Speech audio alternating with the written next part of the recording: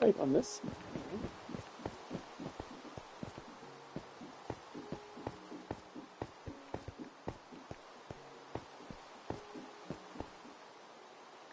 Big side is correct.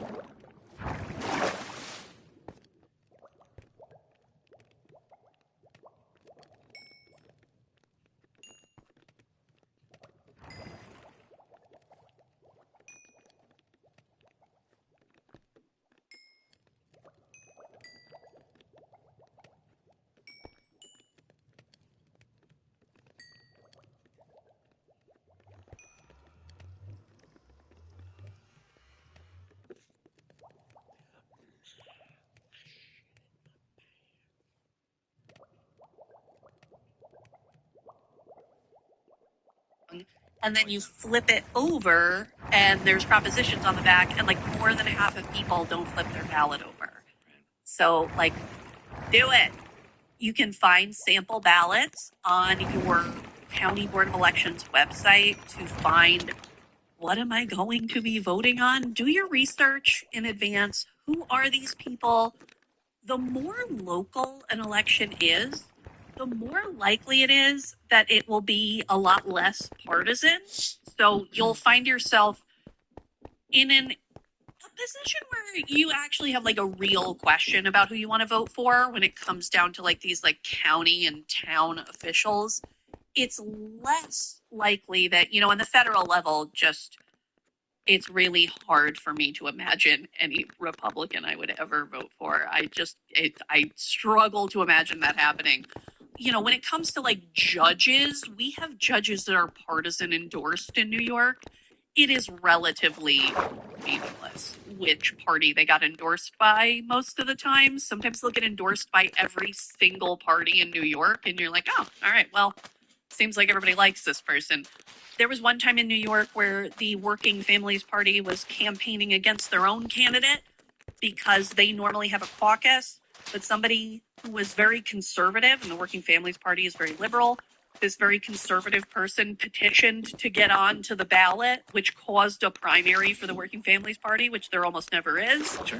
And so nobody showed up except people who liked that guy. And so a person who was basically antithetical to the party ran unopposed in their primary and got on the ballot. And then the party was campaigning against their own candidate. So, like, when it comes to local stuff, do your research. You might have looked at that and said, why are the Democrats and the Working Families Party not endorsing the same person? How interesting.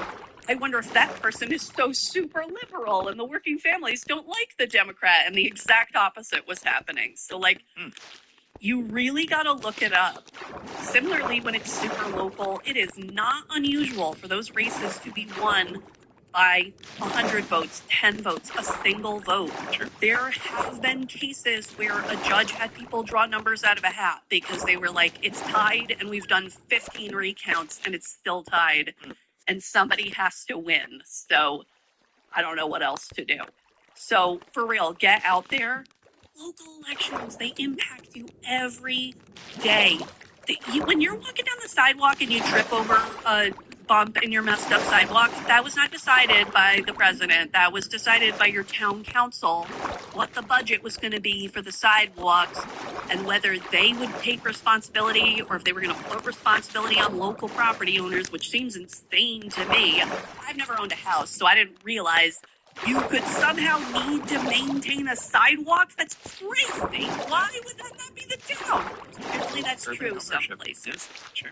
They affect your day-to-day life, and they can also be really important in either giving in to fascism or resisting fascism. There's all kinds of things they can do to say, oh, the president says no mail-in voting? Well, I don't give a shit. I'm the County Board of Elections, and I will be mailing you ballots, and I will be counting mailed-in ballots because that's legal, and it's what I'm going to do.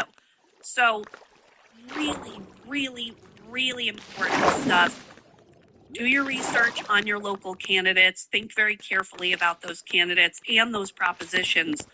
Just to give you some examples, a lot of the stuff that's getting the most news attention, of course, you can't have missed the New York City mayor's race, California Prop 50 for redistricting. This is all over the news. But also, Pennsylvania Supreme Court. There are 3 Democrats on the Pennsylvania Supreme Court. Every 10 years, there's a vote about whether or not they retain their seat. And there's a billionaire funding a campaign trying to tell you that you should get rid of them. And if there's a vacancy, the Republican state legislature of Pennsylvania may not fill those. And now you have a swing state that's not going to have a Democratic majority on their Supreme Court to decide election laws. And that's kind of a problem. I've never heard of this before. It's every 10 years there's like a mandatory confirmation or by the voters, basically? Kind of, yeah. I don't fully understand it myself, to be honest, because I'm not from Pennsylvania. But, yeah, it's a retention election, they call it. So it's something like I believe they still have to be appointed by the governor and then confirmed by the legislature, but maybe they get elected. The replacement person, if they are not retained, a temporary replacement would go in, but the concern is a Republican state legislature in Pennsylvania might refuse to approve the replacement. The temporary replacement. I don't know if the permanent replacement is elected or if they are also appointed and approved. I don't fully understand their process, to be honest with you. I mean, I live in a civilized state. I don't know anything. Oh. I've actually. Oh boy. One of these days I should walk you through the court system in New York so you can just like slowly. I refuse. Die. The court system in New York. It's absolute hell. I'm trying to create like a voter education guide on our court system because it's like people are going to be out there voting on like surrogate court judge, and it's like, what the hell is that? Like, most people probably don't know, and you're going to go vote for that person. They have a 10-year term. Maine has a ballot proposal over voter ID laws and restricting mail-in voting. Again, Maine, place where you can pick up a potential Senate seat, picking up a potential, they do that thing where they sometimes split their electoral votes. So Maine is a big deal. Texas, all right. They're trying to put citizenship as a requirement for voting into their constitution, even though it's already in federal and state law. It's a nothing burger. Like, it's wasting your taxpayer dollars that this is on the ballot, but like, I can't find any reason it's gonna hurt anybody, so like, I don't know. We actually talked about this. I would probably protest vote no. In last year's Halloween episode, this came up. I talked about like weird like Sharia law type, or like a ballot measure to to set up a commission to study UFOs or whatever, like stuff that's just like kind of weird stuff that is based on just dumb popular movements. Yeah, I feel like that one. The citizenship stuff. It's very true. It's worth bringing up because there are ways that people are putting that stuff in that is nefarious. That would be like, and therefore you have to show a passport to vote. It's not doing that. It's literally just repeating something that is already elsewhere in Texas law, in federal law. It's purely redundant nonsense that's wasting your tax dollars, but it's not going to like hurt anybody if it passes. State that's suing Tylenol just to make Yeah. Texas, on the other hand, Proposition 12 is you have a commission that disciplines judges. That would increase their powers, including their ability to suspend judges, which doesn't sound like a great thing to be happening in Texas. I don't know, do your research, but like either way, that sounds like a really big deal, and you should do some research and think carefully and make sure you vote on that proposition, because no matter what, that seems like a big deal. New York City, Knoxville, Tennessee, you both have affordable housing propositions on the ballot. There's so much going on. Get out there, check. Do your research before you walk in that voting booth so there's no surprises. Make sure you go to your assigned polling place on election day, because you might have slightly different things on the ballot if you go to the wrong one. When in doubt, no matter what, ask to fill out a provisional or affidavit ballot. If they are telling you, we don't see you on the voter rolls, if they're telling you you're at the wrong polling place and the right polling place is either really far away, you're not going to be able to get there, it'll be too late by the time you get there, you're really sure that's not the right one, there must be some mistake, ask for a provisional ballot, because what will happen is, as long as you can demonstrate I am in fact an eligible voter, they find you in the system, whatever, they're going to count everything on your ballot that they can, which will be everything right up until the most local of elections. So I often give this as like, worst case scenario advice. I have clients who cannot easily get from one polling place to another. So if you're somebody who's, you can just get in your car and go to the other polling place, fine. But there's a lot of people who can't do that. So when in doubt, if you're absolutely stuck, don't leave without voting. If you know, oh, you're right, that's the right polling place, I'm going to leave and go to the correct polling place and vote without problems, do it. But whatever you do, do not give up and go home without voting. You can always ask for a provisional ballot. And I'm pretty sure everywhere, if you're online before the polls close, you get to vote. It's not your fault that they're taking too long. Your state League of Women Voters chapter will have the best information on the specific rules for your state. And the last piece of advice I'll give you, if anything goes bad in the polling place, they can't find you in the poll book, somebody gives you a hard time, something goes wrong with accessible voting technology, anything like that, the second you get out of there, either written notes, voice memo, anything, record exactly what happened in the moment so you have contemporaneous notes of what happened. That way, if you want to file a complaint, you're not just going off of your memory a week later. You can have exactly what happened written down, and you can talk to the right people about what do I do. But hopefully everything will go great, and it will be very uneventful because we're in an odd year, and unfortunately, a lot of people don't turn out in the odd years. Be one of the people who does.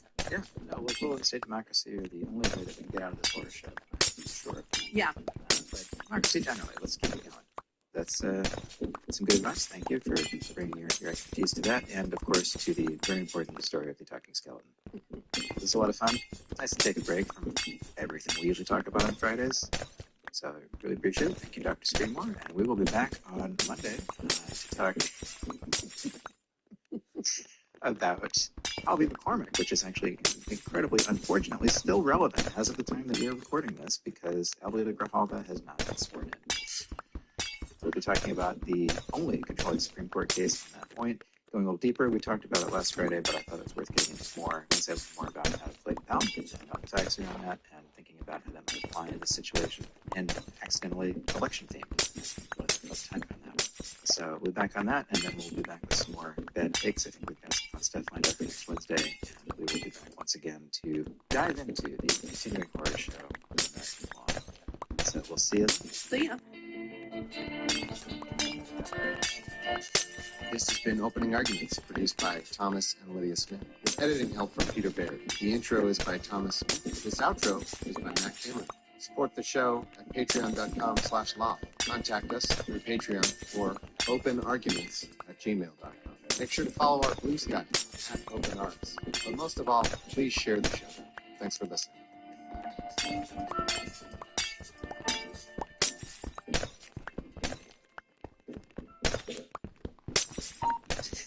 I got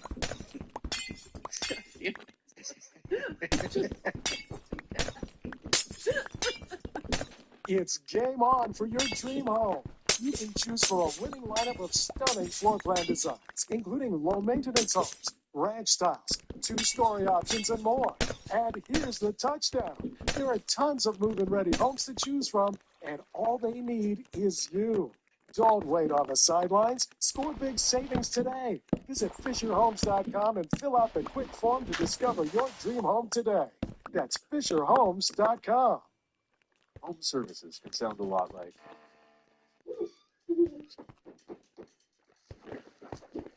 But what people don't hear is... You have 47 new voicemails. I don't think I can come in today. And whatever paperwork till you fall asleep sounds like. Close enough. Jobber helps home service pros organize, automate, and grow their businesses. So you can do a lot more, make more, and do less. Start your free trial today at jobber.com.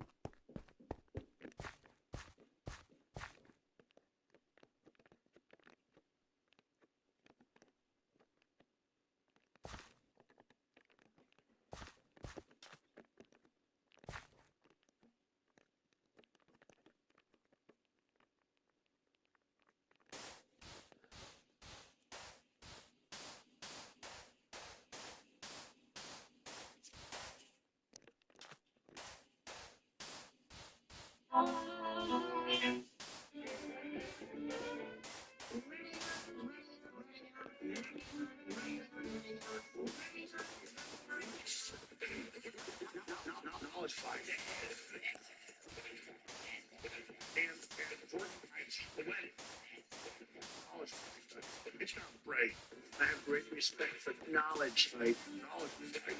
I'm sick of them posing as if they're the good guys and saying we are bad guys. Knowledge fight. Stand and do knowledge fight. Need money.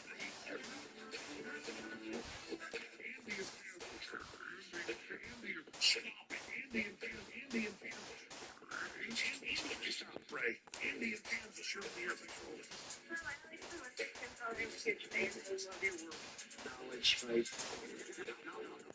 Knowledgefight.com. Hey everybody, welcome back to Knowledge Fight. I'm Dan. I'm George. We're a couple dudes like to sit around, worship the altar of Celine, and talk a little bit about knowledge. Oh, indeed we are, Dan. Jordan. Dan, Jordan. quick question for you. What's up? What's your bright spot today, bud? Why don't you go first? My bright spot is that my wife's mom, my mother-in-law, I suppose, she was in the hospital. She had some serious health issues. Right. Went to the ICU. That's the intensive. Yeah, that's not what you want to hear whenever somebody is like full on 80 years old. But she had some surgery. They did some stuff, and now she's out. That's wonderful. Right. Or at least she's out of the surgery. Sure.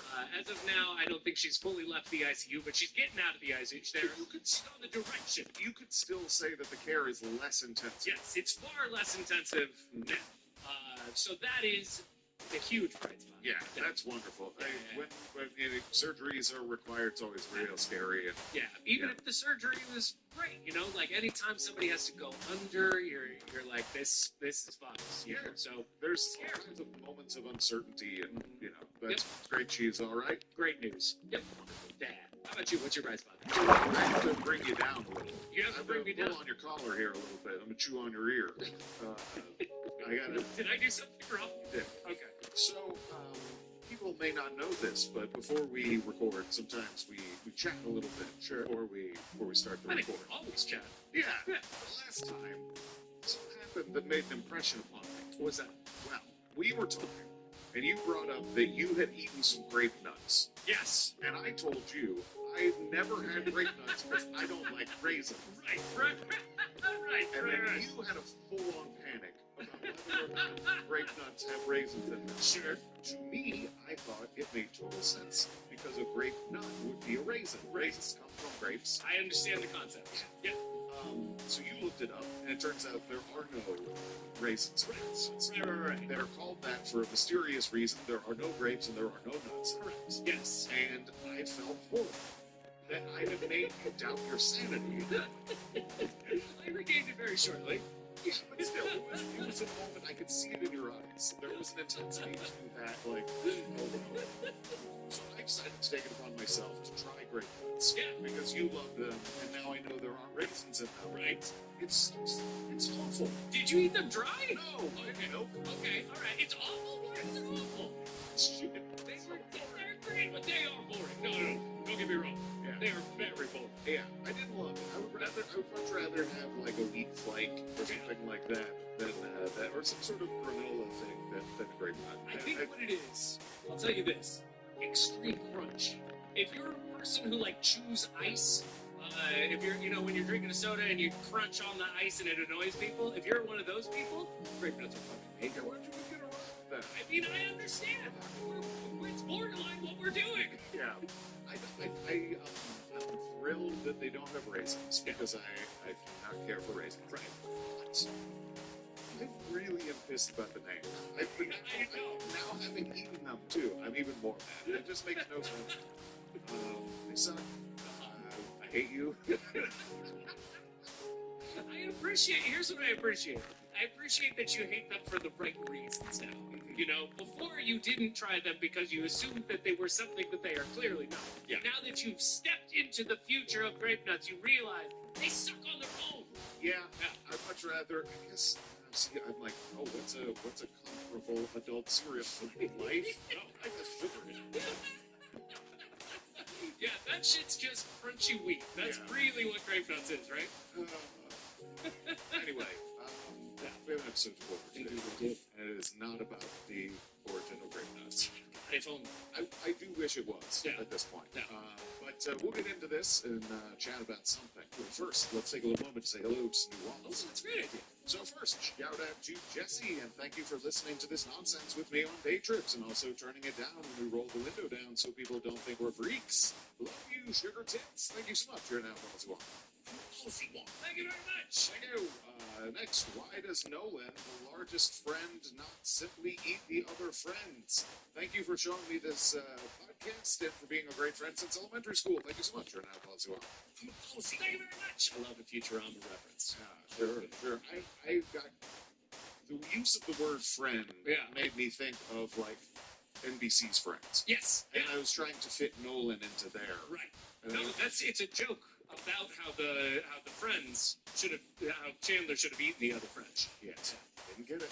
I'm not a Futurama guy. No, it's so he's from Omicron Persei. Right. Next. All right. Love your show, but hate when you play Nick Fuentes clips. His shrill, whiny voice could knock down passing aircraft. For the sake of flight safety, at least modulate his voice into something less ear-shattering, chipmunk, Darth Vader, anything. Big fan, Alejandro. Thank you so much. You're now Policy One. Thank you very much. Terrible news for Alejandro. Oh, no. Oh, no. So we also have a Technocrat in the mix room. So thank you so much to... Has Dan got a new winter jacket yet? Thank you so much for now, Technocrat. Your mother telling you brilliant. Someone sodomite sent me a bucket of poop. Daddy Sharp. Jar Jar Binks has a Caribbean black accent. He's a loser, little kitty baby. I don't want to hate black people. Pronounce Jesus Christ. Look. Yeah. Listen. What? I got a thin-ish coat last winter. Right. And it worked. It worked for most of the winter. Most of the winter. And so I'm rocking that for now. Gonna go for it. But as I'm getting out on the road a little bit more and maybe going to be doing some outdoorsier That's things, a good point. I do need to be in the market for a sturdier coat. You're gonna want to like actual coat. Yeah, if I'm going to go and like hike some trails in the post-November months. Absolutely. So look. I got a coat. Here's what I think is great about your new plans, right? Is that you have only opened yourself up to more as Dan bought one of these things that he might need situations. Like, do you have a blanket for the back of your car in case you're exactly. Like, what more do you need? Do you have your towel, Dan? No. See? But I think that what's nice about this is that I will be out there on a trail. Yeah. And I'll be like, fuck, I've got to get a coat. Yeah. And then I will do it. Right. Right. It'll force my hand in terms of like, if I want to do this again, Right. I'm going to die if I don't get a coat. Well, I will say that I don't think that any particular message from somebody has reached the level of Technocrat. But collectively, the number of people who have tried to remind you to have a quote, full-on Technocrat Yeah, sound. but it's like, honestly, if I get a coat, then what? You're going to ask me about how the coat's doing? No, this is fun. People ask me if I've gotten a coat yet. There's only one way until I get a coat. Here's what I want from this. I need you to become a TikTok coat influencer now, where sponsors send you coats, you wear them for like a second and go, and then put a new coat. Yeah, that's what people do. Absolutely. Yeah, let's do the cane. Yeah. Jordan. Yes, Dan.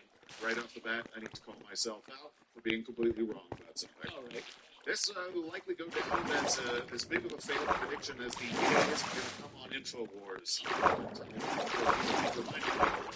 But I was super wrong in my guess that Tom Carlson would not be dumb enough to have a contest on his show. But this week, Tucker made the wild decision to do that interview. Fuck me! Did I not tell you that I wanted to have a campaign start with Big Fuentes? God damn it! So on the surface, there's no reason to do this interview. And the choice tells me that Tucker is willing to make the bargain that comes along with buddying up with Nick.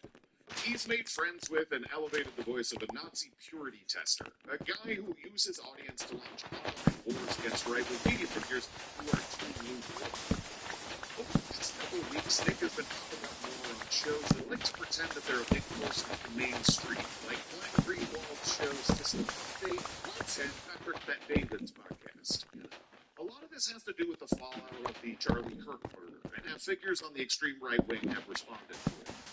Anti-Semitic shit has become way more popular than it was a few years ago, and with Elon taking Twitter and throwing in all moderation standards, that type of content is so much more on the surface than it was just a number of years ago. For sure.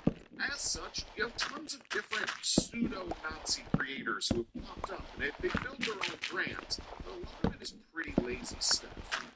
Being a bigot is easy, because all you have to really do is yell about how the group you hate is responsible for all the shit you don't like. What you say doesn't really have to make sense. It just has to feel right for a particular audience, and you have to keep up your momentum. You can't stop. You know, you'll look like an idiot once If you're allowed to think for a second, you realize you're stupid. Wile E. Coyote only falls when he stops running. Being an ideologue is harder, because sometimes you have to resist the easy move in order to stay true to a larger principle that you have. Knee-jerk reactions get you an audience that's one knee-jerk away from abandoning you, and an ideologue has to consider that kind of danger. I say all this because Nick Fuentes shocked the world when he resisted the urge to blame Israel for Charlie Kirk's murder. This is notable since he hates Israel specifically and Jewish people generally, and because Nick rose to prominence by trying to destroy Charlie and Turning Point for not being anti-Semitic enough. Put simply, this was a meatball being thrown right over home plate, and all Nick had to do was swing, and he was guaranteed a home run. But he didn't. And he even went so far as to criticize people for jumping to the conclusion that this was an Israeli hit job. His reasons for staking this position make a lot of sense. Charlie was a longtime supporter of Israel, and there's no conceivable reason why Israel would want to kill him. Charlie's organization, Turning Point, is also largely pro-Israel, and he's closely entwined with the Trump administration, who have a mostly friendly position on Israel. Killing Charlie makes no sense as a primary objective for Netanyahu to have, and it's a bad strategic move, even if it's just in terms of, you're doing an elaborate false flag to make him a martyr, because there's no guarantee that whoever takes over Turning Point would be as successful a communicator in the attention of as Charlie. Yeah, there's no situation where you're Israel and you kill Charlie Kirk that is winding up better than if you're Israel and Charlie Kirk just keeps doing the same thing he's doing. Yeah.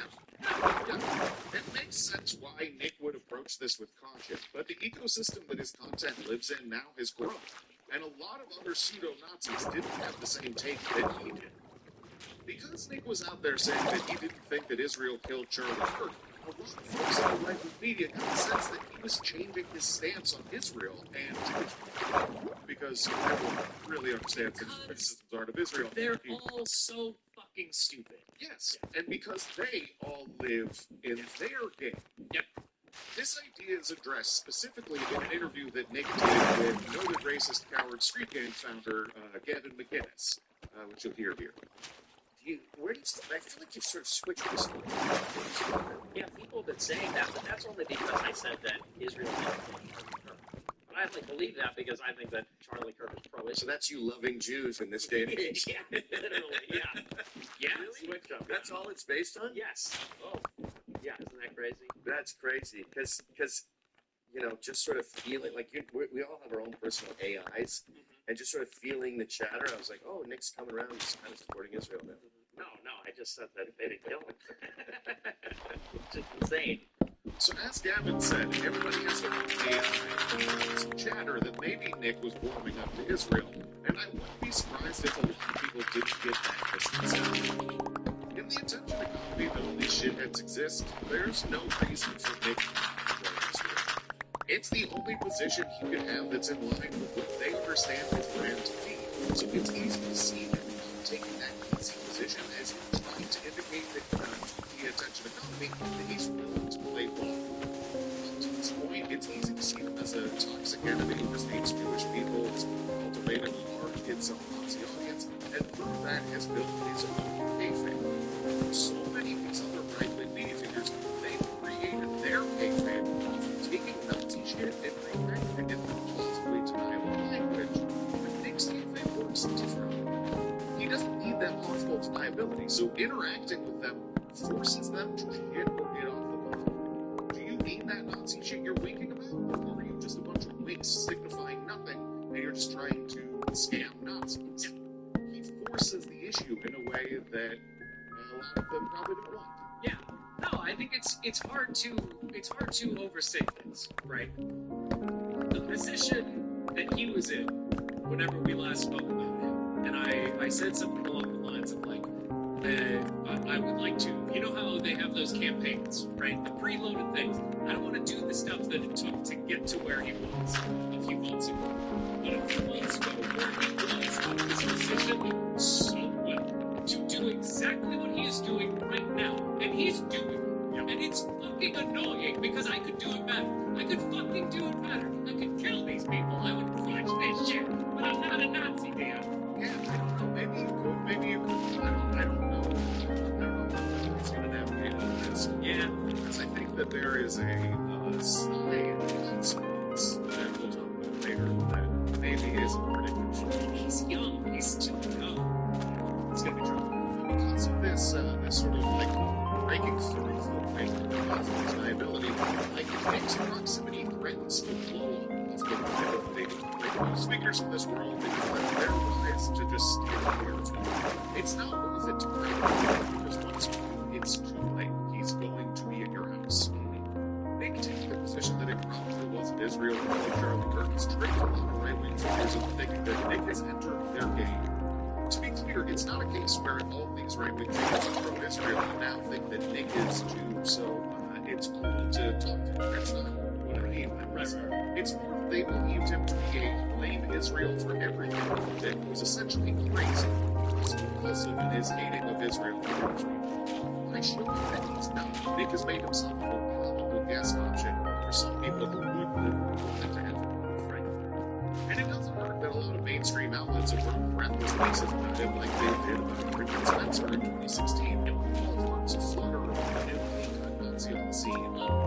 Nick's getting all that was combined with his public fight with the knee-jerk Nazis about Israel killing Kirk has led to him becoming far less scary for someone to interview.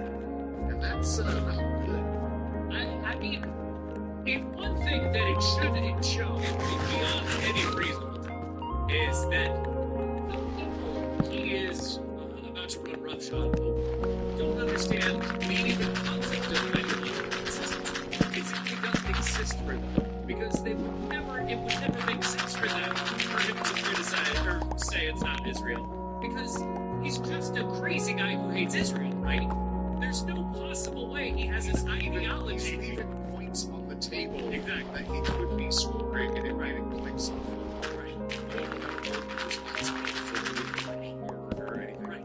The idea of like, okay, an ideology means that even when I have to eat it, I am going to continue doing this stuff.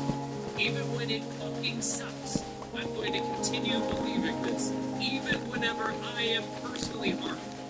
Right? They don't get that at all. Well, that's one possible interpretation. But another possible interpretation is these people have largely miscalculated what his brand is. And there is something really huge to gain in being classy on Charlie Kirk's murder as opposed to wallowing in around in the shit. And I think that he's reaping the benefits of Right. No, but that's what I'm saying. The idea of it, though, is the reason that ideological consistency has an advantage is that once you get to the situation where you're talking to the Tuckers or these larger people, their waves are going to crash. You know, you're actually consistent. No matter what they do, it's going to look like shit compared to you. I don't think it's full on ideological consistency. Sure. But I don't think he's capable of that. Yeah, I think there's a larger project Right. that he's consistent to, let's say, than ideological consistency, because a lot of his shit doesn't make sense. No. I mean, again, I'm with you there, but this just like their fiction only exists so long as everybody is in that fiction.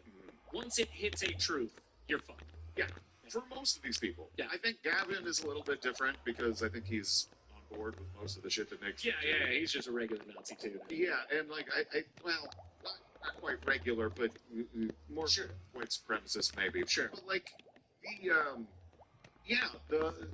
it's a weird thing to welcome. Yeah. For these folks, You get and it's foolish. So Nick's made the rounds, and it all culminated in an interview with Tucker Carlson, the guy who said that Nick was a weird gay kid in his parents' basement, the guy who said that Nick was a Fed mere months ago. Yep. And look, here's the bottom line of the whole thing. It's not a meaningful interview. Of course not. It's kind of dull, and it almost has the vibe like Tucker isn't interested in challenging things Nick's saying. Well, Nick is on his best behavior to come off as a normal, moderate type of guy to Tucker's audience. Tucker apologizes for calling Nick a gay Fed, and it all kind of just piece for Nick. Right. I intended to do an episode about the Tucker-Nick interview, but it was a snooze. So what I'm going to do instead is present some bullet points from the various interviews that Nick's done on this media tour that I think are the main takeaways that I think are actually important. All right, okay. So what we're going to do is treat his entire tour as one gigantic interview with a bunch of rotating interviewers. Kind of, because he definitely has some talking points, Yeah. and you can definitely tell, he's telling some of the same stories, Right. and, there's a little bit of message discipline between the interviews. Sure. But there are a few things that I find interesting, even with that. Yeah, okay, gotcha. So the first thing that I wanted to highlight is the different strategies that are used by different interviewers sitting down with it. Each is looking for a different thing out of the exchange, and you can really see it in how they interact with it. So first up, we have Gavin McInnes, who has an angle that's the closest to what we've seen historically from Alex in terms of dealing with Nick. Sure. Alex has tried over and over again to get Nick to just cool it on the anti-Semitism and start using possible deniability so you can better fit into the business model that Alex profits from. Sure. On first glance, it could appear that this is what Gavin is doing too, but his angle is actually a little bit grosser. His primary argument for Nick is that not all Jews are bad. Great. Which is what he's trying to say here. I just want you to be aware of how many Jews do not support Netanyahu's policies, and that includes Israel, that includes American Jews. My family's been terrorized by my neighbors who are disproportionately Jewish, but they're secular Jews. They're atheist Jews. They are Marxists. They're Bolsheviks. I think one big difference between you and I is when you think of Holodomor, you think of Jews. When I think of Holodomor, I think of atheists. And once you're an atheist and a communist, you're not part of a religion. Right. You're everything wrong with humanity. And that's who I want to focus the beef on. Because all these great Jews get caught up in the anti-Semitism. Like who? Like who? Like who? What the fuck are you talking about? Yeah, so Gavin taking this approach reveals two things. One, he knows that Nick thinks all Jewish people are bad and wants him to soften that edge. Sure. And two, he thinks Nick hasn't heard the atheist Jews argument 1,000 times and not already rejected it fully. Surprisingly, Gavin gets nowhere in the argument, and he ends up looking like an idiot while Nick basically just laughs at him. But I think there's one part of their conversation that stands out in terms of this is where their disconnect really is. And this is what I wanted to get you to. Jews are exceptional whites. When they do bad, they do exceptional bad. When they do good, they do exceptional good. When they do good, my daughter was born at Beth Israel. Israel invents a pill that you swallow, and it gives you like a reverse colonoscopy, and you film everything going down. They're overrepresented in the Fields medals. They're overrepresented in Nobel Peace Prizes. Yes, they're overrepresented in media and banking. As are the Irish, by the way. You've seen those memes? Yeah, oh, of the yeah, Irish. I've heard it. Yeah. So when I see these, I think Jews are really just whites who don't drink. If I didn't drink, I'd be. Yeah. I agree. They're like, you're Canadians. I would change that law. I'd be that powerful, like Bloomberg giving himself an extra term. Yeah. They're like the Amish. Like they're just us at our purest in many ways. I don't disagree. They are gifted. And I agree with you that a lot of anti-Semites are reluctant to even give them their due because they are brilliant. And that is part of why they're so powerful. So this is truly what they don't agree on. They both believe in white supremacy and wish to live in a country where all meaningful power is held by white men, and think that their beliefs are based on the natural order of the world. But they don't agree on whether or not Jewish people can be white. In general, Gavin likes what Nick does. He just wants to sand down some of these edges. if he were sincere in this motivation, this would be a really stupid angle, because Nick knows damn well that his edges are the reason he has an audience. Yeah. The day he decides to soften his position on Jewish people and say, okay, I guess right-wing Jews are pretty cool, Right. that's the day his audience decides he's sold out to Israel and this whole fucking thing collapses. I mean, it's the edges are my business. It's the only thing that matters. Yes. I am the place where you are not. The idea of me being where you are is a waste of my time. Yeah. So the very idea that Gavin is having this conversation with him, like he knows Yeah, Nick. it's fucking stupid. Right, and it is largely predicated on this idea of, like, oh, I thought, like, because you didn't blame Israel for the Kirk assassination, Yeah. I thought maybe we could get some business going together. I mean, it's so fucking stupid. It's so fucking stupid for another reason that it reveals is that they don't have an idea of like an enemy that is an enemy, right? Like an enemy that is your enemy is somebody who is either your equal or somebody at the very least who is working against you, and that means that to fight them, you have to ascribe to them some tiny measure of intelligence. Otherwise, you're just making up a bunch of bullshit and lying to people, like Alex says. Yeah. Right? So if your enemy is Israel, then you don't think Israel's that fucking stupid. Otherwise, why would they be your enemy? Sure. And, you don't, like, Israel isn't Nick's enemy. Right. And that's the sort of elephant in the room of all of this, is like, he is an anti-Semite. Right. He doesn't just have criticisms of Israel. Right, It's right. ridiculous. Yeah, absolutely. He talks about how, like, if there's Jewish problems and stuff like Yeah. that, and it's matrilineal, and, like, Right. he's not talking about the government or Right. or Israel. Right. But again, part of this conversation even includes this underpinning of, like, yes, you understand that I'm not hating all Jews because I think they're stupid. I'm hating them because they're so smart they can control the world. Right? Yeah. Like, so if I'm thinking these people are so smart, why would I ascribe to them the dumbest possible shit? Yeah. Only if they're made up and stupid like your enemies. Yeah. Yeah. And I mean, Gavin is not that great, not that bright. Nope, not very bright. Kind of thinks he's funny, and good for him. I hope he has fun on his show. They're narcissists. So Gavin knows Nick, so he has more of a reason to be familiar with the type of game that he would be playing. And I found the comparison between that and the next interviewer in our lineup to be really interesting. This is Patrick Bet-David. Fans of our show will remember Patrick Bet-David as the insurance multi-level marketing scam guy who started a YouTube channel and interviewed a very drunk Alex Jones in a hotel room in 2017. Right?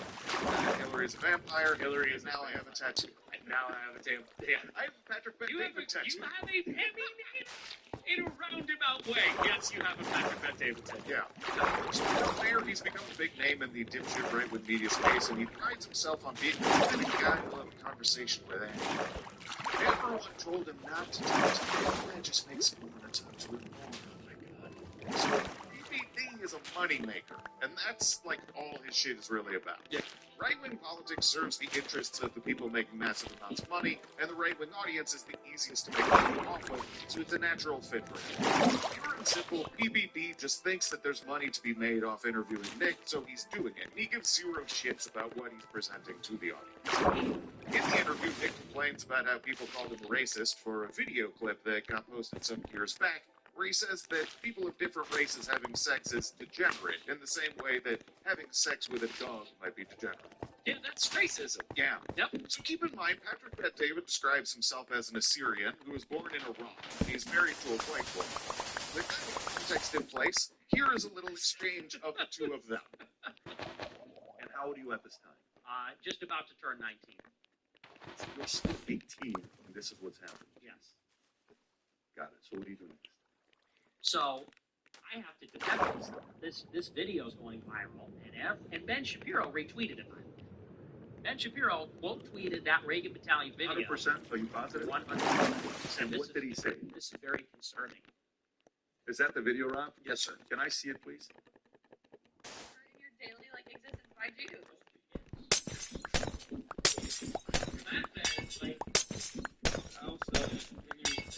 Would you say that me having sex If my dog is the same thing as me having sex with a black man.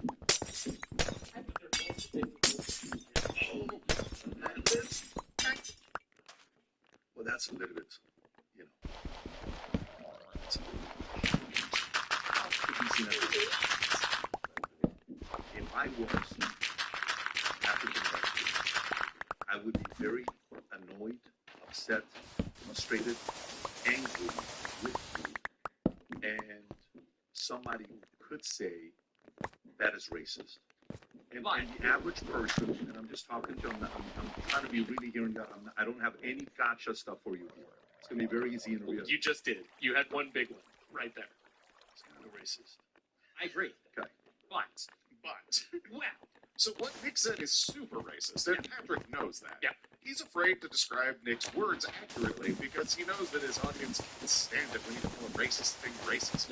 It's so woke to call racist things racist these days. Nick was saying that the intimacy that Patrick shares with his wife is an act of degeneracy. So PBD gives Nick all the opportunities to excuse his comments as youthful indiscretions that were unfortunately caught on camera, but Nick doesn't really want to apologize for what he said, which leads to Patrick Bet-David just directly asking him if he believes what he said is that good. right. It was in that moment I defended myself very strongly because they tried to use the clip. And by they, I'm talking about Ben Shapiro, Cassie Dillon, Cabot Phillips. They think they've got it, and now I'm canceled from the movement. So I took that, and, you know, of course, they're expecting you to go out and apologize. They're expecting you to go out and say, I'm sorry, I shouldn't have said that. But I said, you know what, I'm not sorry because this is a political attack. This is not some kind of good faith, you know, because you said the comment is racist, and would I phrase it that way if I was saying it in an official public capacity? No. But you have to do those things. I'd hide it better. You kind of understand that there's some discretion there. And that's not to say that I'm, you know, thought I could get away with it, but we don't speak in a lawyerly way when we're among friends. Do you believe that? You don't believe that? What, that it's degenerate? Yeah. I wouldn't say it's immoral. I don't know that I would say degenerate, but I would say it's contrary to my values. How much are you saying that at that moment because you're trying to be a shock jock and trying to get attention? I wasn't trying to be shock jock. Think about the question that was posed. Let's just back. I want to know what you think about this. We're in a private conversation. A girl takes her phone out, starts secretly recording, and says, "Is having sex with a black man the same as having sex with a dog?" Did you know she was doing that? Oh. Well, listen. Well, what is that? That's a setup. Nick, I'm talking to you in a way as if you're my nephew or my son, not in a don't take it as.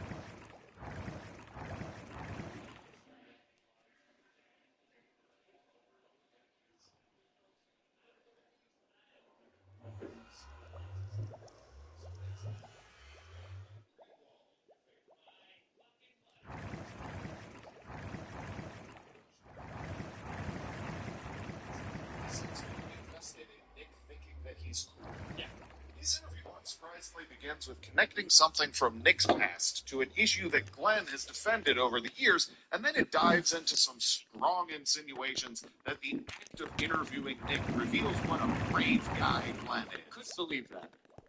But I do want to spend a little bit of time first on what seems to me to be the radically transformed trajectory of you as a person in our political discourse and our media ecosystem. And I'll just share with you an anecdote. I don't know if I ever told you this before, but I think the first time when I really paid attention to you, I think the first time when I Did he really just talked say about you, it was like antidote? 2020. You had tried to board a plane and found that you had been placed without any due process, any kind of notice on a government no-fly list. And I was somebody who had spent, many years in the war on terror denouncing the no-fly list for all of its authoritarian practices.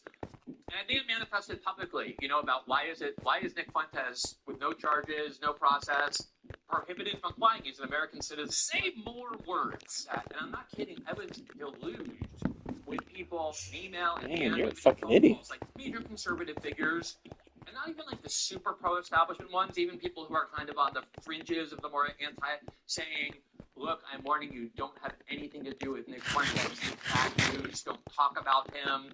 Don't believe him. There was really a very strong effort in the conservative movement to just make you disappear. I was really surprised. I don't think I ever got pushback like that before. And yet here we are, I guess just a few years later. Yeah, here we are. I didn't listen to sound advice. Jesus Christ. There is like a conspiratorial, like, oh, they're all trying to crush him. Or there's a bunch of people who recognize this dude is going to fuck you up. He's going to, once he gets in the door, start living in your house. Because Glenn Greenwald can't do anything other than talk about Glenn Greenwald. It's insufferable. I believe it. Whenever we listen to him, quote-unquote, interview Alex, which was just him saying things about himself, and then, A lot of it was. and then, giving Alex a pause. Like, that was his question. Like, I'm great. Yeah, I'm great because I have the largesse to talk to someone like you who everyone else thinks is dangerous to talk to.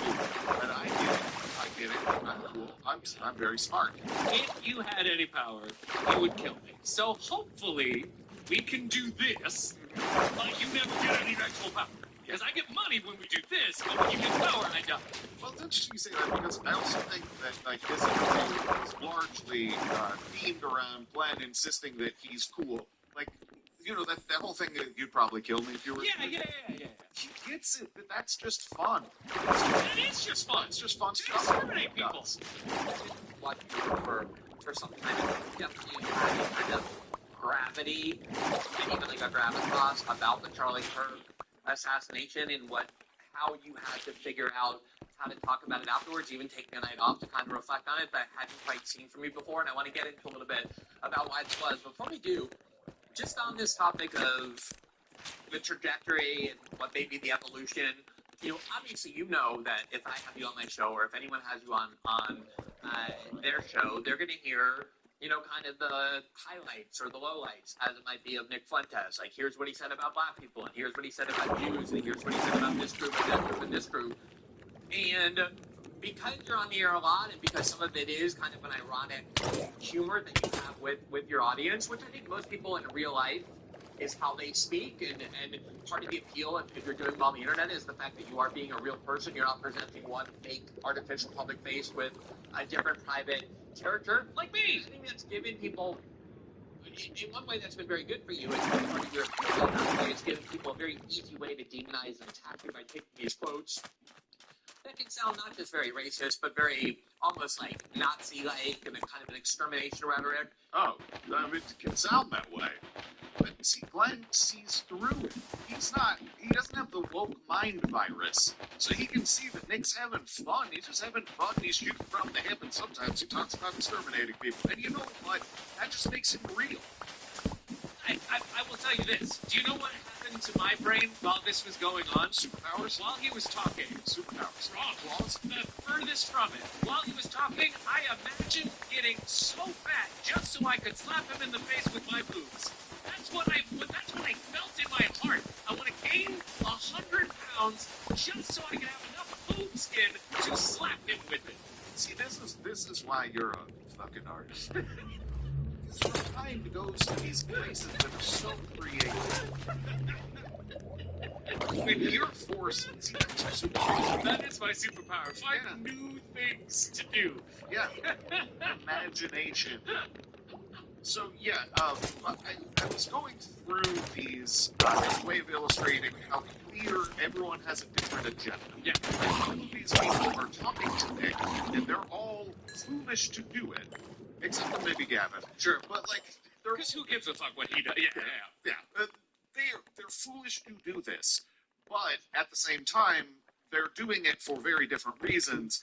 And it's satisfying a need that they have that is other than Nick. Yeah. Nick is exploiting them through whatever that need is that they're clearly projecting through these interviews. Yeah, I mean, I think that's, again, I think that's really what they just do not fundamentally grasp, right? Is because they're not believers, right? They're people who are exploiting believers. They don't actually understand what would make you truly believe in this shit, right? But a believer will know another believer.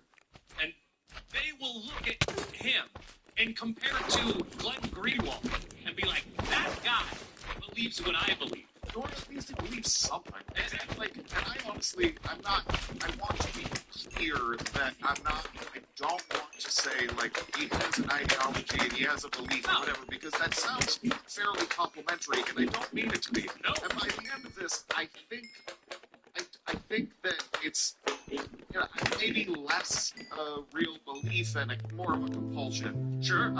And humoring that has gone on too far. But I get what you're saying. Yeah. Like, sitting next to Glenn Greenwald, Nick looks like someone who has a point. Yeah. And Glenn has a point, and his point is Glenn Greenwald is great. I mean, Sitting next to Patrick Bet-David, it looks like he has a point. Yep. And Patrick's point is, I want to give you fatherly advice. I can't imagine still feeling like... honestly, I can't imagine still feeling like Glenn Greenwald feels about himself. If I was looking across from a person and I was like, you want to kill me, right? He was like, yeah! Right? I would be like, oh, okay, well then now we're fighting. You understand? Because you want to kill me. And so then we're fighting. You can't just be fine with that. They say, like, well, we're on camera, so, like, I wouldn't kill you. Right. But I've already stopped you because you're trying to kill me right now. But, like, I think maybe... See, there we go. He never stopped there, though. There's never been okay, now we're done. No. I mean, he literally does say that there should be just, like, ethnic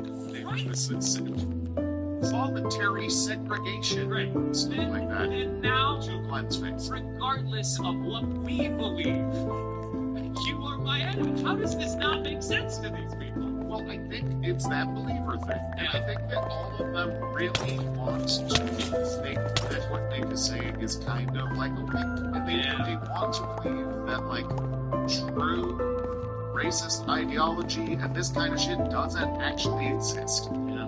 Because recognizing that it exists threatens to well, it also threatens to unite apart what they do. Sure. And then it they have to be bad people if they were the ones who were actually racist. And so I think that this, I'm going to play a clip here of an exchange between Glenn and Nick. And I think that this characterizes a fair amount of, like, a lot of the conversations through all of these interviews. And that is, like, Nick just saying flagrantly racist shit, and the interviewer trying to, like, here's what you really mean. I hope I can walk through this. So just as a little setup, prior to this, Nick had said something racist about black people, white people, and because he's racist. Yeah. And Glenn brings up that Kanye, was someone that Nick wanted to be president. Right. And also, white women don't vote the way that Nick wants, but they are white. Sure, you had a black man who you wanted to be president, right, and white women who you disagree with politically.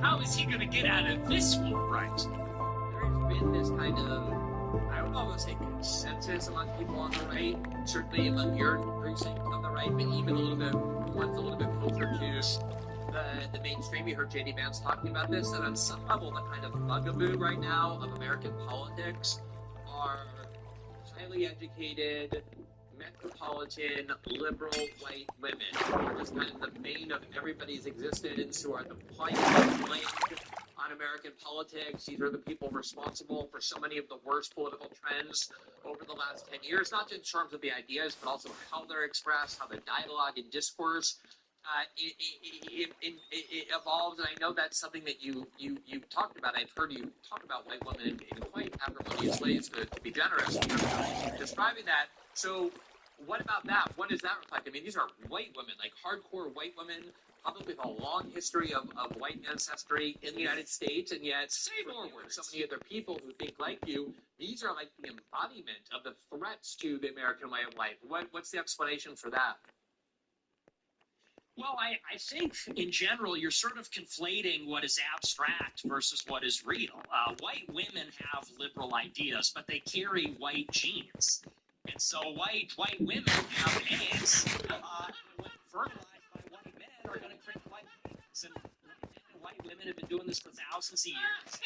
Continue producing a race, an ethnic group of people that look a certain way, act a certain way, speak a certain way, and maybe this generation or a previous generation or some other generation might have had the wrong idea or an idea that is contrary to my ideas, but they still carry those genes. They're still that distinct group of people. I'm not going to say that I'm in favor of America becoming minority white, because one black man has the right politics and most white women have the wrong politics in the current year in 2025. Because, all things being equal and kind of left in isolation, in 100 years, those white women are going to ensure the continuation of people that look like me. And those black people are going to have generation after generation of people that seem to be sort of set against us in a certain way. There seems to always be they're advocating on behalf of their group insofar as they're a minority, and we as whites are in a sense doing that also, implicitly or explicitly. So I think maybe that's the conflation. There might be liberal white women, but they're still white, and I still think that white people should exist, even if there are a lot of liberal white people right now, because I'm white. So that's maybe because I was libertarian for many years, and to me that was kind of the big inflection point for me, is realizing that I'm part of a group that is going extinct, and I don't want to go extinct. I want to thrive. Yeah, that's probably a universal human instinct. All right, let me shift gears a little bit and ask about Charlie Kirk. What? You listen to all of that, and then you're like, I think that's a universal human instinct. I mean, it's, I mean, here's what I think. He basically said the 14 words. Here's what I think. Right? This goes back to something that I don't know how many years ago it was, but this is eating the red card. This is what this is. These people, no matter how much they throw out the red card and are like, the red card, he's gonna eat the fucking card. Sack up and do something or leave. I don't care what these white people believe because they have a white. Right. They can create white people. What do you not understand about what I like? Yeah. Whiteness. I'm a racist. I am a racist. Yes. You guys are racist too. You want to make this smarter than it is. Yeah. Basically, I like being around people who look like me because I'm scared. All of your trappings, all of your greenwaldiness, all of your Richard Ben Davidness, all of this is all made up to hide from yourself that you're just a piece of shit racist. Yeah. I have embraced being a piece of shit racist. That wasn't okay before, and you couldn't make money off it. Now you can. I am stronger than you because I have embraced my piece of shit racistness, and you will never be able to avoid being a shitty Glenn Greenwald. Probably not. So last we have Tucker. Yeah. I don't have any clips of that show pulled because it was 2.25 hours of nothing. Ugh. It wasn't interesting. It didn't have any real revealing insights to it, like if they're different perspectives or anything. Like it's not. unlike the other interviewers we've touched on, it doesn't feel like Tucker has much of a motive either. Gavin wants Nick to see Jewish people as white. Patrick Bet-David wants to justify making money off Nick. Glenn Greenwald wants to pat himself on the back for being the coolest boy in the room. But Tucker is just kind of hanging out with Nick. And this is because there's a fundamental difference between those other three interviewers and Tucker. The other three wanted to use Nick for clicks and didn't really care about what they were platforming along the way. They didn't realize that Nick was using them, and he had no interest in seeing Gavin's point or thinking that Glenn is one of the good homosexuals. Tucker is different. Tucker had Nick on as an apology. These two dudes have been fighting in a way that's been chaos in the right-wing media space. They're both out there calling each other a fed, and it's nasty for business. Now that Charlie Kirk is dead, it's pretty hard not to accept that Nick is one of the, if not the actual largest figures in the right wing and has a solid connection with the youth. And if you're old-ass former bow-tie Iraq war cheerleader Tucker, you'd be insane not to think that Nick could turn a large chunk of the impressionable young conservatives against you. Tucker had Nick on so he could do brand rehabilitation with Nick's audience. Nick's doing him a favor. Consider this. Nick and Tucker both posted the interviews that they did, the single interview, on their Rumble channels. And as of this morning when we're recording, Tucker's version has about 350,000 views, and Nick's has about 430,000. Tucker has over twice as many followers on Rumble, and yet the actively engaged viewer numbers are higher for Nick than him. I believe that Tucker's scared of Nick, and he should be. Letting him in the house is the wrong move, but that's only if you believe that Tucker doesn't actually want to be part of a white identity pseudo-Nazi movement, and he does. So letting Nick in, it really is just like, well, you gotta deal with this guy now. That's basically it. It's pathetic. Because all of them have supplicated themselves before Nick forms. Yes. And to do anything like that is to reveal that you're a waste of human. They had one chance, and that's for all of them together to go, fuck you. You're just not allowed in. Yeah. You're just not allowed in. You can have your fucking shit. Go have your fun fucking shit. You're not allowed in. Yeah. But the moment they allowed him in, it's all over for them. Right, and it's based on good instincts. Yep. Like, he is a destructive character. He's going to fuck your shit up. Like, that's why people were telling Greenwald not to talk to him. That's why Millie Weaver was texting Alex and saying, don't have him on. Yep. Like, these people, like, it's not all, like, Mockingbird media or whatever. Yeah. It's some people just have an instinct to tell, like, this guy's bad news. It is like, because it's just what I don't understand these people on a fundamental level unless you just take somebody who is like in the moment and incapable of learning. Because they love going in places and wrecking people's shit. That's their whole fucking thing. It's fun. It's why Trump is president. They have fun going into places where people are doing fine, tearing up all of their shit, and then letting them clean it up. That's fun. How does it not occur to them that they have shit? That there is to be fucked up? And that somebody might enjoy fucking up their shit? And has cultivated his own, like, large audience, maybe larger than yours, that enjoys and will only put up with him as long as he's fucking shit up. No, and it's like, regardless, again, it's another one of those things where it's like, this is the difference between the past and the present. In the past, that idea, oh, we have such a huge social media following, is very important. Now that you're in the present, though, you realize that's fucking stupid. Those people aren't real. If you have an engaged following of a solid number of people, you are stronger than 1 million Twitter followers. And, like, if you have an engaged audience that you can weaponize, like, you're unstoppable. Because they can't do that shit. So now, there's a fascinating irony in all of these interviews, and that is that I think Patrick Bet-David is the shallowest of any of these media figures. But because he's unburdened by some other baggage when he's interviewing Nick, he actually manages to have the most interesting exchange with him. He doesn't dig into any of the interesting points, but there's a couple things that become clear from their interview that I think look really bad for Nick. Yeah. And I want to talk about them. Okay. So first, I think that there is a really embarrassing story that Nick tells about going off to college in Boston. And here's that. Convention happens, I think, July 2016. I enter college at Boston University in September. And this is the first time I've lived outside Chicago. I've lived in the same place my whole life. And it's important to impress upon you and maybe everybody, like, where I grew up. It's like this pocket of America that never changed. It's a baseball town. Everybody's white. Everybody's obsessed with baseball. Everybody's Catholic. So growing up, I'm going to CCD, which is like catechism class for Catholics. Everybody loves baseball. There's an annual parade where you go and eat hot dogs and play baseball. So this is a place that is untouched by, like I said, even though they're liberal, they're not even really progressive. It's untouched by the progressive politics, by a lot of the diversity, even the crime. It's safe, white picket fences. Take a trip down to Western Springs, Illinois, and you'll see what I mean. It's like the land that I forgot. I go to college in Boston. It's a totally different story. Boston's obviously super diverse.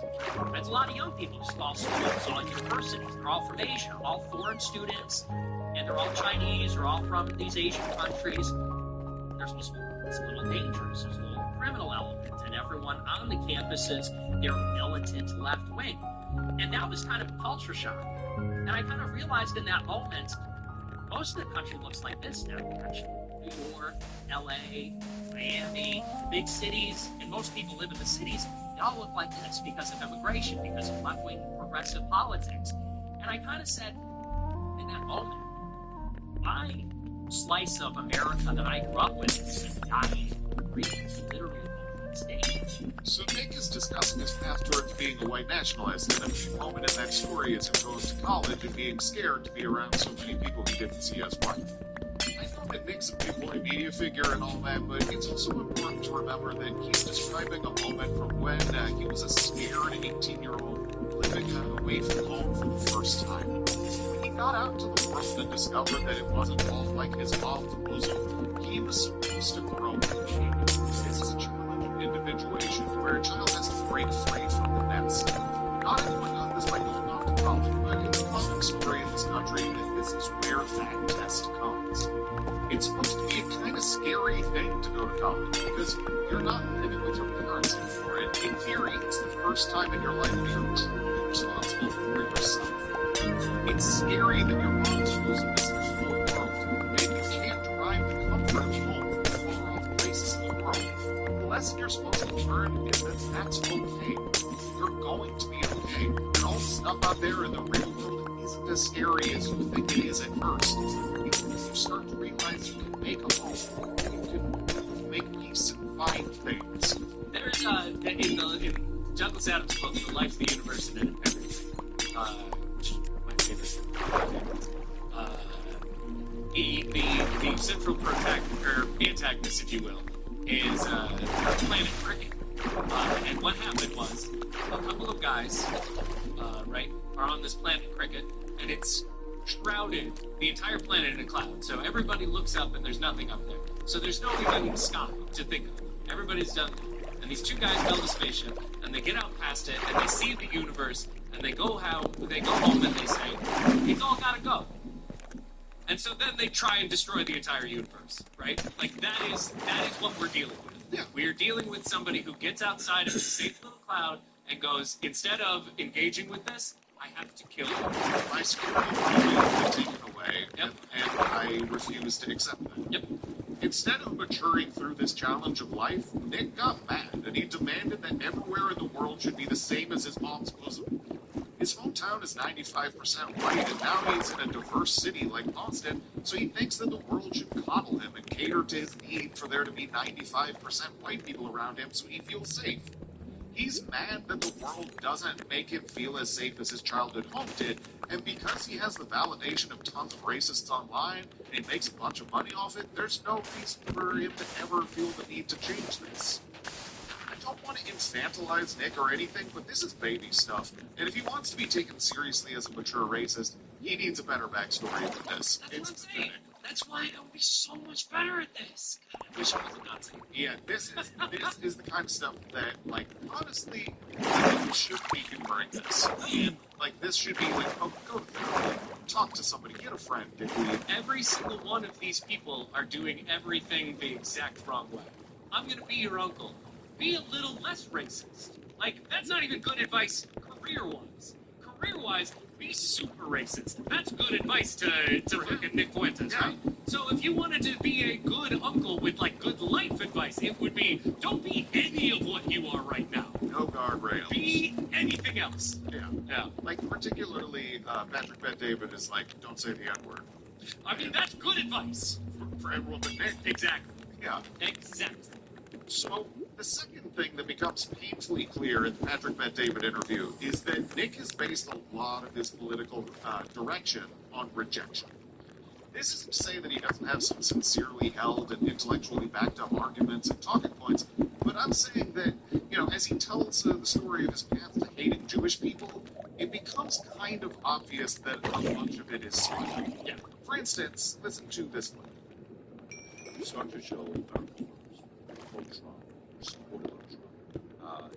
You're going through it. Give me a couple of inflection points where you start kind of flipping and you're no longer pro-Israel. What are some of those events? Was it a conversation? Was it things you studied? What was that? Well, the biggest thing is that I met this girl named Cassie Dillon. She was a fellow at Daily Wire. She now goes by Cassie Akiva. So she was in school around the same time. She was in Western Massachusetts studying. And we met because we ran in the same college Republican circles. And she's the one that got me this show at RSBN, Right Side Broadcasting. Yes, that's her. Is she still with anyone? Yeah, she was there, she left, and then she came back. And so, you know, I met her, and at that time, she was a Christian. She converted to Judaism. She married a Jewish guy and converted. When I met her, she was a Christian, or she'd been raised Christian. And we became very good friends. You know, we went to the Christmas party, and we hung out, and I went on her show, and she got me my show. Nothing like a attractiveness, just a friendship. It might have been going in that direction, but no, nothing like that materialized. So, yeah, we were just friends, and I started to notice something was up. Because Trump's doctrine was America first, and that was so attractive to me. He said, we will no longer be misled by the siren song of globalism. It's going to be Americanism, not globalism. And that really sunk into me. And I'll never forget, this was in December 2016. This is what did it for me. And I wrote an article about it on my blog. I was a blog at that time. And I noticed that Obama, who was still the president during the lame duck period, he told our ambassador to the United Nations not to veto a resolution condemning the West Bank settlements. So there's a resolution saying Israel's settlements in the West Bank are illegal. Normally, the United States vetoes that on behalf of Israel to protect them. But Obama instructed our ambassador to abstain. And so the resolution went through. And everybody on the right wing said Obama's an anti-Semite. He hates Jews because he did it. I said, wait a second. I went through and I did the research, and I said ever since 1967, during the Six-Day War, when Israel occupied the West Bank and Gaza Strip, it has been the official U.S. policy that we do not support the civilian settlements. That's technically illegal under international law. I said, so all Obama did was really uphold the same policy that every president did, Republican and Democrat, yet they're calling him a Jew hater. I said, I don't think Obama hates Jews. Obama's supported by the Jewish left. People like Saul Alinsky mentored him or influenced him. So I don't think he hates Jews. I think that he's just carrying out our policy. And so I said, how is that any different than when, let's say, a conservative critiques BLM, they get called the racist. You critique feminism, you get called the sexist. Where are you working at? Where are you working at? I was independent. Okay, so you're not with anybody, right? So you're free to write and say whatever you want to. Yeah, so I was just on my own blog. So I wrote that out. I said, this is hypocritical. I said, and this is something that crops up over and over, is this double standard when it comes to anti-Semitism, when it comes to Israel, when I called this out. And Cassie Dillon, who was my friend, I would raise this issue with her. And I would criticize Ben Shapiro very harshly. He was very anti-Trump at that time. And I said, I think Ben Shapiro is Israel first. And I think that what Trump says in his inaugural, it's America first. Why is it that Israel gets all this credit? Why is it that have such large debts? And so I would press her on this and other related questions. And eventually she threw arms up, I think it was March 2017, and she said, we are no longer in the same movement. She said, you are anti-Israel. We are anti-Semitic. This is, yeah, Cassie Nolan. She goes, you're attacking Shapiro and in an anti-Semitic way. I don't like your tone. She said, and I really want nothing to do with you. Nick had a crush on this woman. She rightly assessed that his criticisms of Israel were an outlet for an anti-Semitic belief system, and she cut him out of her life. This is what Nick's mind goes to first when he's talking about his evolution as an anti-Israel person. Again, I don't want to infantilize this guy, but any adult should listen to that story and recognize that this was a kid who had feelings for someone that probably weren't requited. He was weird, and she told him to get lost. This is another rite of passage that's part of maturing into a full-on adult. And when Nick hits these crossroads, he refuses to engage with the lessons that he should be learning, and instead he just becomes kind of an obsessive creep and blames somebody else. I mean, it's fairly endemic in the way that he in the people he hangs out with. I would say that kind of philosophy. So even in this interview, Nick basically just cops to how this rejection made him feel angry and led to him covering Israel more. Right. So what's the first emotion you're getting? You're by yourself. She tells you this. Everybody gets blocked. What is it? Is it anger? Is it resentment? Is it I'm going to get him? Is it vengeance? What's the first emotion you're getting? I was stunned. I was honestly shocked because, the idea on the right wing is we're the marketplace of ideas. And so nothing's off limits, and you're supposed to bring your best ideas and you debate them out. That's the whole program. And so to get such a cold and frosty response was actually a little disturbing because it's like, I slept over at her sister's apartment. I went to her Christmas party. We hung out. We disagree on this issue, which, by the way, isn't even an American issue. It's not like we had a falling out because I became some communist or anything to do with America. It's because I didn't support a foreign country.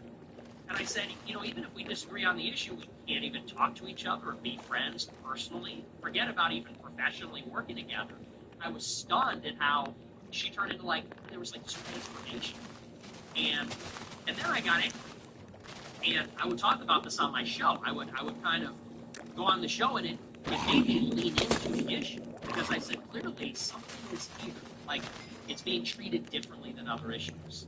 Instead of moving along and letting it go, recognizing that not all relationships are meant to last, and not all relationships can be the type of relationship you want them to be, Nick clearly just decided to obsess about this woman, this issue, and he goes on to blame her for all kinds of attacks and attempted cancellations, even in this interview with Patrick Bet-David, years later. And then it was a couple months later that the first hit piece ever was written about me by Media Matters.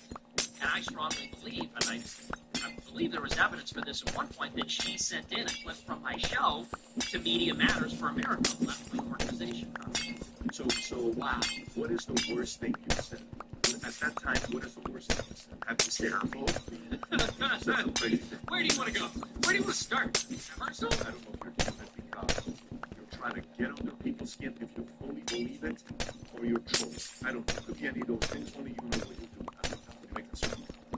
But what is the most vile, extreme thing that some people may say you said up until that point that's causing Cassie to message Media Matters and others saying you have to see this guy? Up to that point, and this was the subject of the article, I was talking about the Muslim ban. And I said the Trump Muslim ban or travel ban. I said the First Amendment does not apply to radical Muslims. I said you don't have a First Amendment right to preach Wahhabist, Salafist ideology, that's the theology of ISIS. So you're defending Trump? Yes. Okay, that's the worst thing you've said? That was the subject of the article. That was the worst So thing. you've not said, so why would she be against that? She was in favor of that. So then what is she forwarding to Media Matters for them to write? Because she knew that, because of the left-wing organization, that they would use that to try to get me canceled or banned. Okay, and you know this for a fact that she emailed it? I don't want to put any, you know for a fact that she reached out. I heard it secondhand, so I don't know what So happened. we don't know for a fact. We're just saying you're speculating He beat me asking the softest follow-up question, probably because he was actually confused by the story that he's being told. Yeah, this is a crazy story if what I've asked you is the question that I asked you. Maybe I've lost my mind. And so that follow-up ends up revealing that Nick doesn't actually know if this gal sent that shit to Media Matters. It's all just part of a grievance story that he has about a girl who chose Judaism over him. Like, this is crazy. Yeah, here's what I say as an aficionado of a little thing called human history. I do not like exactly how much of it has been affected entirely because some asshole got rejected by some lady. And that was it. And that's it. And now the whole human race has to be different. A difficulty in processing these events in life it's caused way more problems than it should.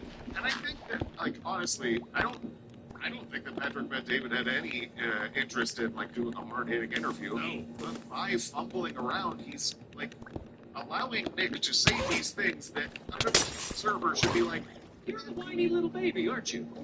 or someone a long time ago should be like, do you need to talk? Can I help you through this? Right. Or, like, he should have a buddy who buys him a drink. And it's like, let's pull up some steam, dude. Okay, so if I understand correctly, because this woman rejected you, you hate the Jews more. Certainly. Am I understanding that correctly? Well, there's a couple of other steps along the way, but it's really the first thing I bring up when Patrick Bet-David's asking me. It feels like that was you chose to bring it up. I didn't choose like, oh, is this because you got spurned by a woman? Yeah. And I hate to, like, laugh or mock, because, like, these are normal things that people go through, and they hurt. You're both like, yes. Yeah, hurt is good. Moving out of your home is threatening. It's scary. Yeah. And it's a process of acclimating to the world outside. Getting rejected by someone you really like and think that you have a ton of shit in common with hurts, because it questions your sense of yourself. Are you good enough? And you have to grow through those things, and they're very, very hard. And I don't mock people who experience them and deal with them healthily. Sure, Nick clearly has not. Right. But the rejection that Nick suffered is clearly too prolonged. There's part of it that has to do with this woman, but there's another part, and it has to do with Ben Shapiro not wanting to be his friend. So in December, some months before, I put out a tweet on Twitter, and I had about 1,000 followers on Twitter. 1,000. Think of that's not a big account. And I tweeted, I said, if you put China over America, you should go to China. If you put Mexico over America, you should go to Mexico. You see where this is going? I said, if you put Israel over America, you should go live in Israel. Shapiro both tweeted that and said, accusing Jews of dual loyalty is the surest sign that you're an anti-Semite. 1,000 followers. I know. Someone must have said it. Does he know anything about you? Are you a formidable name in a circle that he would know about you? He had been tipped off about me because Cassie Dillon had filmed this debate I did on campus. She live streamed it on Twitter, and he saw it. And she texted him and said, "You got to take this guy under your wing. He's unbelievable. He's the next big thing. He's a little Trumpy." She goes, because they hated Trump at that time. Was it kind of good? Then I know they were the same.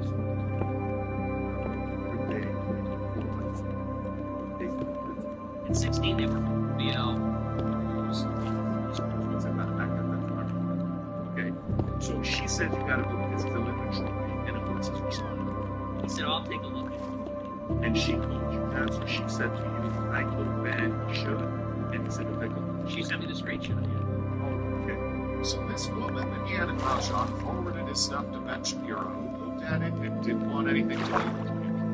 On multiple occasions throughout these interviews, Nick talks about how Shapiro was going to take him under his wing. He uses that language. And then he decided that Nick was an anti-Semite. It clearly really hurt him, and that makes sense.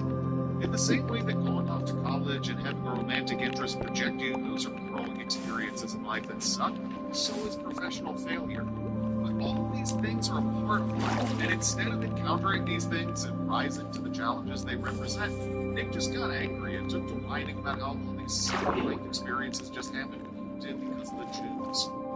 These inflection points that he's telling Patrick Bet-David about make total sense. It's just that Nick refuses to accept that he had some growing up to do after he put on a MAGA hat at like age 17. growing up is for soy boys and cucks. Because accepting the responsibility and the possibility that the world is bigger than what makes you comfortable is, quote, bullshit. Nick didn't grow through these life changes, and instead he just became an ideologue against the group that he's chosen to blame for all of it. Yeah. And that's kind of clear from this press tour. Yeah, I mean, it sucks. It sucks that point of view. For me personally, it sucks because if I am responsible for my failures, then I am also responsible for my success. If I'm not responsible for failure, then I'm not responsible for success. So all of these people have this idea that I am not responsible for what's going on around me. And then it's like, who gives a shit? If you're not responsible, then fuck you. Who gives a shit what you're doing? You know? Right. It sucks. Like, if the Jews have the power that Nick imagines them to have in his weird fantasies, Yeah. guess what? All your money is there because of the Jews. Yeah. They allow Exactly. It's so relaxed. you have no free will over whatever this shit is that you're engaged in. Yeah, it's a game. It's a comical farce. But I do think that the difference between Nick and a lot of these grifty fucks is he's hurt. Yeah. He has this pain that happened in a developmental time in his life that has become this. Yeah. And I think that when we talk about him being an ideologue, and we talk about him having, like, principles and an ideology, I think it's because of this. Sure. I think it's more like he has that, whatever this pain is, has become, the outlet is just hate and all this shit, and anti-Semitism and racism and white identity. And for a lot of other people, it's a costume that they wear, but for him, I think he would actually need help to stop. I mean, I don't know. You know, like, could you have helped the BTK killer to? Someone could have at some You know, point. you know what I'm saying? Probably. I'm not saying that it's impossible. I'm just saying when. Yeah. You know, It'd have to be early. when was help, or because I think we're past help. Yeah, no, sure, for sure. He's a piece of shit, and I don't give a fuck about him. Yeah. And like I said, I don't want to infantilize him, No. but, like, it's embarrassing to hear adults like Patrick Bet David listen to this guy tell this story and not, like, have the response of, like, what the fuck's wrong with you? Go to college. Have some tough experiences. Take a couple bumps. You know, like, that's what's gonna happen in life. You can't be fucking comfortable around white people all the fucking time and expect the world to just exist like that. The world doesn't conform to your Nazi fantasies, and trying to force it to has created the way people respond to Nick is a function of him wanting the world to all be his 95% white hometown. Yeah. They're reacting to what he's putting into the world. Yep. Anyway.